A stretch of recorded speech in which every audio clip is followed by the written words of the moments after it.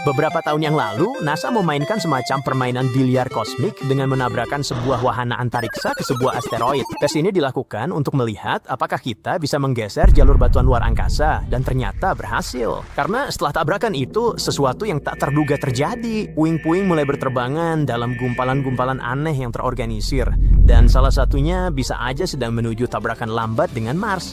Jadi sekarang, para ilmuwan bertanya-tanya, apakah kita baru aja membuktikan bisa menyelamatkan bumi, atau malah tanpa sengaja nemuin cara baru untuk membuat masalah.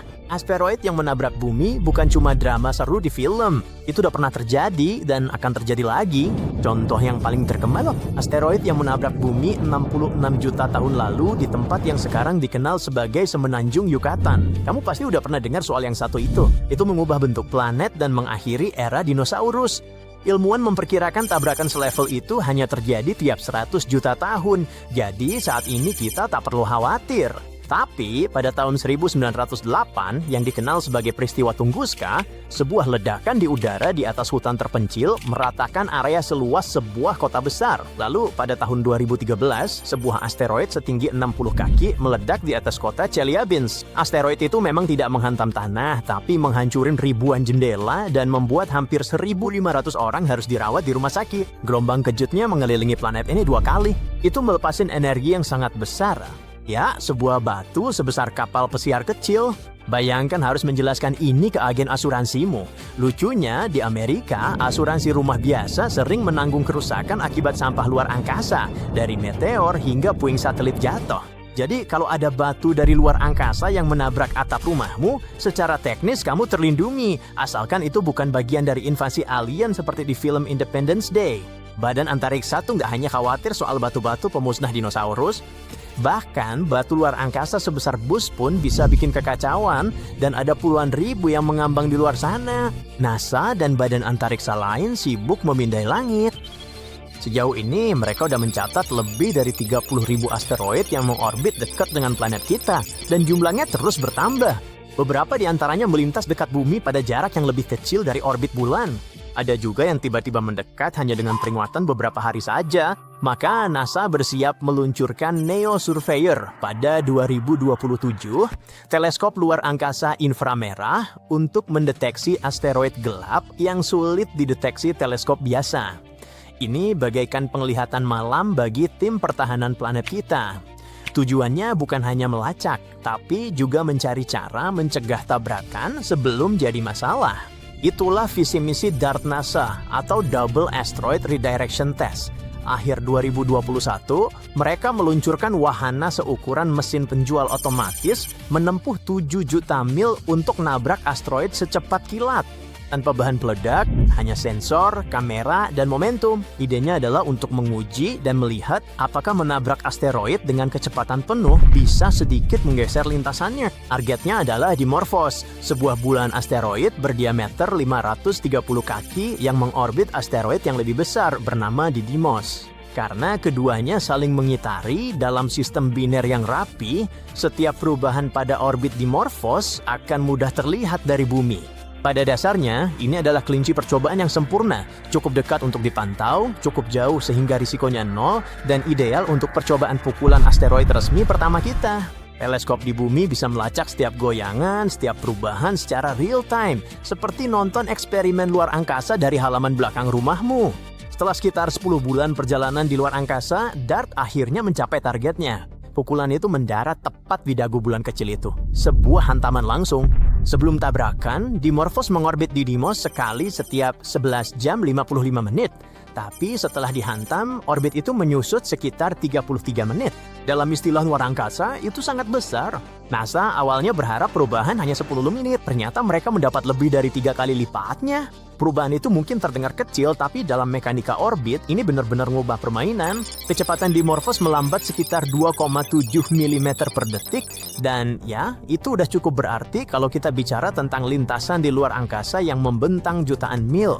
Benturan itu juga melontarkan lebih dari 2 juta pon batuan dan debu keluar angkasa. Kira-kira seberat 300 gajah, menciptakan ekor sepanjang lebih dari 6.000 mil. Pertama kalinya manusia sengaja mengubah arah objek langit Data membuktikan pesawat luar angkasa, meski tanpa Bruce Willis, mampu membelokkan asteroid. Para ilmuwan merayakannya layaknya di film-film. Bumi secara resmi telah melakukan pukulan pertahannya dalam permainan pertahanan planet. Namun, setelah kejadian itu, hal-hal jadi aneh. Puing-puingnya tidak langsung berterbangan seperti konveti di luar angkasa. Sebaliknya, mereka malah berkumpul seperti teman-teman batu kecil yang melayang bersama dalam formasi. Beberapa bahkan memanjang membentuk pola seperti benang yang terlihat terlalu teratur untuk sesuatu yang baru saja dihantam dengan kecepatan 14.000 mil per jam. Dan mereka tidak sekadar melayang begitu aja. Beberapa fragmen malah melesat pergi dengan momentum yang meningkat hingga 3 kali lebih besar dari yang diperkirakan. Satu kelompok bahkan meluncur dengan sudut yang mungkin memberikan dorongan tambahan pada asteroid itu, hampir seperti Dimorphos terkena hantaman 2 kali. Dorongan yang harusnya bersih dan terkontrol malah jadi berantakan. Dan kini ilmuwan sadar memburu asteroid bisa berefek samping tak terduga. Jika ini ancaman nyata, kita mungkin hindari satu masalah, tapi memicu belasan masalah baru yang mengarah balik ke kita. Tiba-tiba, peneliti menemukan pertanyaan baru. Berapa besar gaya tambahan dari fragmen tersebut? Apa kita tak sengaja kebablasan? Saat mencoba mendorong batu luar angkasa menjauhi bumi, tambahan gaya tak selalu baik. Belum lagi, beberapa pecahan yang melaju kencang itu masih berkeliaran di luar angkasa, melaju entah kemana. Satu kelompok fragmen mungkin akan menabrak Mars sekitar 6.000 tahun lagi. Yang lain bisa aja melayang cukup dekat ke bumi dan memberi kita hujan meteor dalam 30 tahun. Nggak ada bahaya nyata, hanya bonus kembang api, hasil dari misi uji coba. Moga aku masih ada saat itu, pasti keren banget. Tapi, apa ya yang mungkin menyebabkan kekacauan itu? Sebagian penyebabnya ada pada asteroid itu sendiri. Dimorphos itu bukan bongkahan batu yang padat. Benda ini yang oleh para ilmuwan disebut sebagai tumpukan puing. Intinya, ini cuma gumpalan longgar dari batu, kerikil, dan debu yang nyaris cuma disatukan oleh gravitasi. Lebih mirip istana pasir daripada bola bowling. Alih-alih menyerap benturan, asteroid itu malah hancur seperti kue kering. Batu dan debu berterbangan kemana-mana. Materialnya bergeser, runtuh, dan pecah ke arah yang tak terduga. Itu membuat dorongannya jadi lebih efektif dari yang diperkirakan, tapi bukan dalam arti yang baik, karena bagaimana reaksi sebuah asteroid sangat tergantung pada apa sebenarnya komposisinya. Dan biasanya, kita baru tahu saat udah hampir terlambat. Itulah kenapa Badan Antariksa Eropa ngirim misi lanjutan yang disebut Hera. Misi itu menuju ke Dimorphos untuk mempelajari dampaknya dari dekat. Tugasnya mengukur kawah, memetakan bentuknya, mencari tahu berapa banyak massa yang terlempar, berapa banyak yang tersisa, dan apakah Dimorphos berputar aneh. Tujuannya adalah belajar dari semua ini. DART membuktikan kita bisa menggeser asteroid. Hera membantu kita memahami apa yang terjadi dan cara melakukannya lebih baik di masa depan. Karena saat ancamannya nyata, tidak akan ada waktu untuk coba-coba. Semakin banyak yang kita ketahui tentang apa yang terjadi setelah kita menghantam sebuah batu, semakin pintar kita saat harus melakukannya lagi nanti. Misi DART adalah momen bersejarah, tapi juga mengingatkan kita betapa banyak hal yang masih belum kita ketahui. Satu dorongan bisa membuat batuan tersebar ke segala arah, dan satu kesalahan kecil bisa berubah jadi masalah besar. Tapi kita terus belajar, dan cepat, Hera sedang dalam perjalanan. Model yang lebih cerdas terus dikembangkan. Bertahap, kita mengubah pertahanan fiksi ilmiah jadi kenyataan. Jadi, saat alam semesta melempar batu, kita siap membalas presisi. Semoga aja. Terima kasih sudah menonton, dan ingatlah untuk tetap berada di sisi terang. Hei, dengarkan, ada tanda bahaya. Superkomputer NASA telah menghitung bahwa hanya tersisa 2021 tahun lagi sebelum bumi kiamat. Planet kita akan... Oh, tunggu, maafkan aku. Kupikir angka 0 ini adalah sebuah kesalahan. Ya, penelitian ini sebenarnya mengatakan 1.000.000.021 tahun di masa depan. Itu melegakan. Silakan bernapas lega. Namun, ini berarti planet kita secara resmi memiliki tanggal kedaluarsa. Dan tidak, ini bukan fiksi ilmiah. Ini adalah penelitian yang sangat nyata yang menunjukkan bagaimana, mengapa, dan kapan kehidupan di bumi akan berakhir. Jadi berkat NASA dan Universitas Toho, Jepang, kita sekarang bisa menandai kalender kiamat akan terjadi dalam waktu sekitar 1 miliar tahun lagi. Tapi bagaimana dengan bagaimana dan mengapa? Bahkan sampai awal abad ke-20, para ilmuwan masih belum tahu apa yang menggerakkan matahari. Salah satu gagasan besar pertama adalah bahwa matahari pada dasarnya adalah sepotong arang raksasa, hanya bola api besar yang membakar bahan bakar, tapi hal itu mudah disingkirkan. Dengan kecepatan matahari memancarkan energi, bahan bakar semacam itu akan habis terbakar hanya dalam waktu beberapa ribu tahun. Dan bahkan pada saat itu para ahli geologi dan paleontologi sudah sepakat bahwa bumi setidaknya berusia 100 juta tahun, bahkan lebih. Itu berarti pembakaran kimiawi tidak mungkin membuat matahari bersinar selama itu. Jadi para ilmuwan beralih ke teori lain yang disebut kutu buku, kontraksi gravitasi. Teori ini menyatakan bahwa matahari bersinar karena beratnya sendiri. Gravitasinya menarik semua gas ke dalam, meremas dirinya sendiri semakin kencang dan kencang, seperti menghangatkan tangan dengan menggosok-gosokkannya. Kita tahu kalau planet gas raksasa seperti Jupiter dan Saturnus sedikit mengerut akibat beratnya sendiri dan melepaskan lebih banyak panas daripada yang mereka dapatkan dari matahari. Jadi ya, konstruksi gravitasi yang juga dikenal sebagai mekanisme Kelvin-Helmholtz memang nyata. Tapi bukan itu yang menggerakkan matahari. Ketika para peneliti menghitungnya, hasilnya menunjukkan bahwa matahari hanya bisa bersinar seperti itu selama 20 atau 30 juta tahun.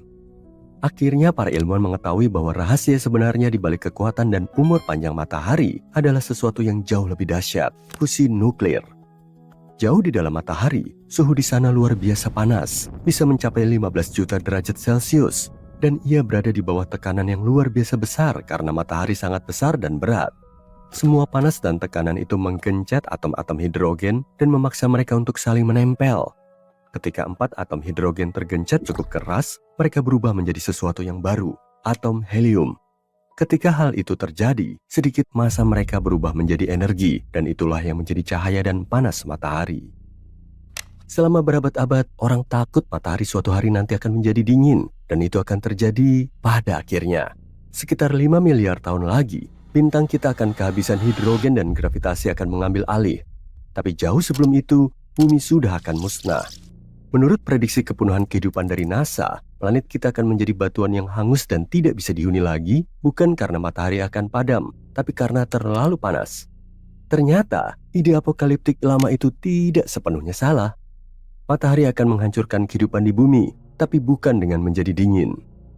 Tapi kenapa? Ya, itu karena seiring berjalannya waktu, matahari semakin cerah, dan aku tidak berbicara tentang suasana hatinya. Ini melepaskan lebih banyak energi. Ini adalah efek samping alami yang lambat dan alami dari fusi nuklir yang baru saja kita bahas. Jauh di dalam inti, matahari telah melebur hidrogen menjadi helium selama miliaran tahun. Tapi semakin banyak helium yang menumpuk, inti matahari semakin padat dan panas. Bayangkan seperti panci presto, semakin banyak tekanan yang terbentuk di dalamnya, semakin banyak panas yang naik dari dalam. Panas ekstra tersebut mempercepat fusi, yang berarti lebih banyak energi yang dilepaskan dan matahari mulai bersinar sedikit lebih terang.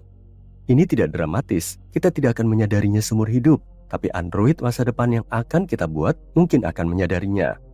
Seiring berjalannya waktu, panas ekstra akan bertambah. Matahari sudah 30% lebih terang daripada saat bumi lahir. Namun penurunan kehidupan akan terjadi jauh lebih awal, bahkan sebelum tenggat waktu yang diberikan. Saat matahari terus meningkatkan panasnya, bumi akan berkeringat. Sinar matahari ekstra meningkatkan suhu global hingga mencapai titik di mana permukaan laut mencapai sekitar 47 derajat Celcius. Suhu tersebut cukup panas untuk mengacaukan seluruh sistem iklim di planet ini. Uap air mulai naik dari lautan dan terakumulasi di atmosfer bagian atas. Hal ini menyebabkan lebih banyak lagi panas yang terperangkap, menciptakan lapisan yang tebal dan lembab di sekeliling bumi. Para ilmuwan menyebut siklus yang sedang berlangsung ini sebagai efek rumah kaca yang lembab. Kenaikan suhu tidak hanya mengeringkan planet kita, tetapi juga merusak tanaman. Tanaman mengandalkan karbon dioksida dari udara untuk tumbuh dan berkembang. Namun ketika bumi memanas, proses alami tertentu dapat mengambil terlalu banyak karbon dioksida dari atmosfer. Ketika hal itu terjadi, tidak akan ada cukup CO2 yang tersisa bagi tanaman untuk bertahan hidup. Hutan akan menghilang terlebih dahulu, kemudian padang rumput, semak-semak, dan bahkan tanaman yang paling tangguh yang biasanya tahan terhadap panas yang ekstrim. Ini semua akan menyebabkan keruntuhan oksigen karena tanaman dan CO2 sangat penting untuk fotosintesis. Secara sederhana, ini adalah cara tanaman menggunakan sinar matahari bersama dengan air dan karbon dioksida untuk menciptakan energi mereka sendiri dan menghasilkan oksigen sebagai produk limbah. Saat ini oksigen membentuk sekitar 21% dari atmosfer bumi. Namun jika jumlahnya turun di bawah 1%, kehidupan kompleks yang kita kenal kemungkinan besar akan lenyap. Biosfer bumi akan menyusut menjadi hanya beberapa mikroba dan ekstremofil yang bersembunyi jauh di bawah tanah. Namun mereka pun tidak akan bertahan lama. Perlu dicatat, para ilmuwan menjalankan dua versi simulasi. Satu dengan kehidupan seperti yang kita miliki saat ini, dan satu lagi tanpa kehidupan sama sekali. Yang mengejutkan, kedua dunia tersebut kehilangan oksigen pada waktu yang hampir bersamaan, sekitar 1 miliar tahun dari sekarang. Itu berarti kehidupan tanaman dan fotosintesis memang membantu, tapi bukan hal utama yang menjaga oksigen di atmosfer. Ini sebenarnya adalah pertempuran kimiawi jangka panjang antara gas-gas vulkanik dan bebatuan yang secara bertahap menyerap oksigen seperti spons. Dan bahkan setelah sebagian besar kehidupan hilang, panas akan terus berlanjut, menyebabkan lautan mendidih. Tidak sekaligus, tapi perlahan-lahan dan pasti, lautan akan mulai menguap ke atmosfer. Namun uap tersebut tidak akan turun sebagai hujan seperti yang terjadi sekarang. Mengapa? Atmosfer akan terlalu panas dan tebal untuk itu. Sebaliknya, sinar matahari akan mulai memecah air dan hidrogen akan lepas ke ruang angkasa secara permanen. Begitu hilang, maka hilanglah air untuk selamanya. Pada dasarnya, alih-alih turun kembali, air di bumi perlahan-lahan akan bocor keluar angkasa hingga tidak ada lagi yang tersisa. Bahkan sebelum genangan air terakhir lenyap, kehidupan di bawah laut sudah lama hilang. Setelah keseimbangan suhu dan oksigen hilang, bahkan kehidupan laut yang paling keras sekalipun tidak akan bisa bertahan. Pada akhirnya, bumi akan menjadi sesuatu yang hampir tidak dapat dikenali, sebuah batu kering yang tak bernyawa. Tidak akan ada air, oksigen, dan kehidupan yang tersisa. Lautan akan hilang, atmosfer akan menjadi tipis dan beracun, bahkan mikroba yang paling tangguh pun akan lenyap. Namun matahari akan tetap bersinar di langit. Bumi akan tetap mengorbit seperti biasanya. Bumi akan tetap menjadi planet, hanya saja tanpa kehidupan. Tapi jauh sebelum akhir kosmik itu terjadi, bumi sudah tidak bisa dihuni lagi. Dan hal ini menimbulkan pertanyaan besar. Lalu, apa yang bisa dilakukan manusia di masa depan dengan semua ini? Meloloskan diri dari radiasi dan kepunahan matahari mungkin akan menjadi tantangan rekayasa terbesar bagi umat manusia. Mungkin kita akan membangun koloni luar angkasa yang besar dan melompat dari satu planet ke planet lainnya untuk menghindari panas matahari yang mematikan. Bahkan jika kita mengubah bentuk Mars, membuatnya lebih mirip bumi sehingga kita bisa menghuninya, Mars akan tetap dimasak dalam oven surya yang sama, hanya saja di rak yang lebih rendah.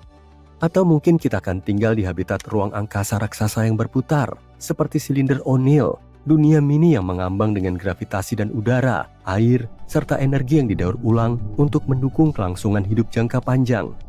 Wahana-wahana itu bisa melayang semakin jauh dari matahari saat keadaan memanas. Atau siapa tahu, mungkin kita akan mengunggah pikiran kita ke awan kosmik atau melompat ke dimensi yang lebih tinggi dan menonton alam semesta seperti Netflix. Oke, ini jelas terlalu kutu buku dan kita akan masuk jauh ke dalam wilayah fiksi ilmiah. Namun apapun solusinya, umat manusia masih memiliki waktu yang panjang untuk mencari tahu bagaimana cara bertahan hidup di bumi dan kehidupan, atau bahkan melestarikannya dalam bentuk apapun.